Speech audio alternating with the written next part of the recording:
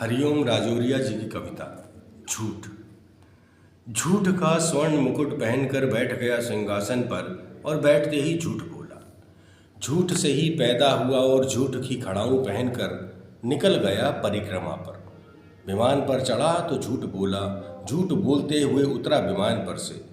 ऐंठ कर झूठ बोला, लपक कर झूठ बोला, सोया तो सोते समय बोला, उठा तो उठते ही बोला। किसी के सत्कार में बोला, किसी के तिरस्कार में बोला, भरे बाजार में बोला, नाक पोंछते हुए बोला, जैकेट बदलते हुए बोला, जगह जगह बोला, तरह तरह से बोला। सच छुपाने के लिए तो बोला ही करता था अक्सर, झूठ छुपाने के लिए भी कलात्मक झूठ बोला। बोल बोल कर कभी थका नहीं, झूठ बोल बोल कर कभी डिगा ही नहीं। निर्द्वंद होकर बोला, स्वच्छंद होकर बोला, कभी झूठ बोलकर ताली ठोकी, कभी ताली ठोककर झूठ बोला। कभी गाड़ी में बैठकर झूठ बोला, कभी गाड़ी रोक कर झूठ बोला।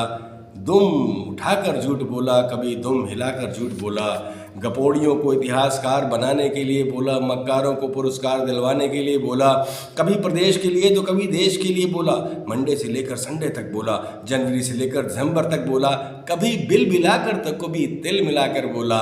डट कर बोला, पलट कर बोला, जब भी मुंह खोला झूठ ही बोला।